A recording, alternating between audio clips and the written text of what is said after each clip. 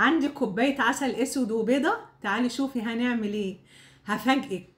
كوبايه عسل انزلي بيها كده.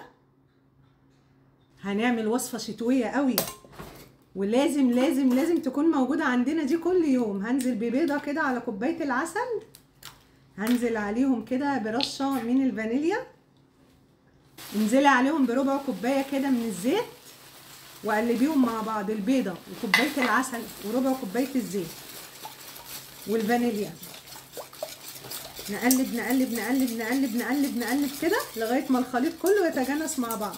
زود عليهم نص كوبايه من الكاكاو الخام وهكمل تقليب لغايه ما الخليط يبقى كريمي. لو تفتكروا بقى الوصفه دي وصفتي من حوالي 3 سنين، كنت اول حد اعملها وجابت 35 مليون مشاهده، وبعد كده صفحات كتير جدا خدتها.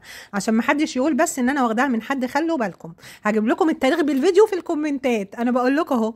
نزلت عليها بقى بكوبايتين من الدقيق ورشه بسيطه من البيكنج باودر وهعجنها زي ما انتم شايفين كده.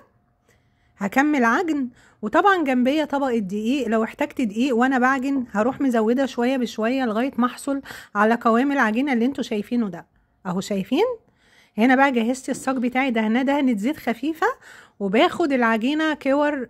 بجد الوصفه دي من احلى الوصفات اللي بحب دايما اعملها، وبجد اقتصاديه وسهله جدا جدا جدا. شكلها بقى بالشوكه بالشكل ده زي ما انتوا شفتوا.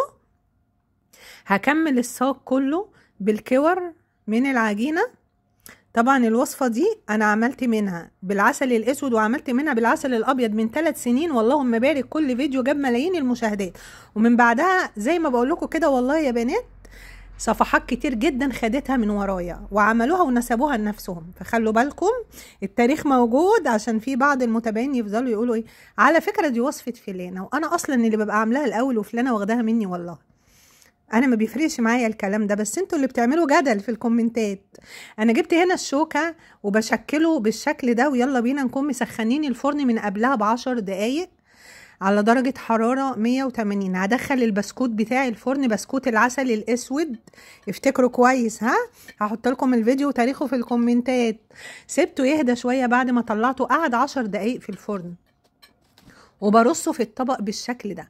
لو عايزين المقادير قولولي اكتبها لكم في اول كومنت مثبت عشان تشوفوها.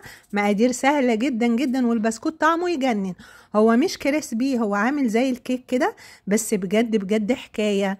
في الشتاء بقى يدفي الولاد وطعمه يجنن، وتديه كمان تفطري بيه جوزك وهو رايح الشغل. لايك وشير، صلوا على الرسول، جربوه.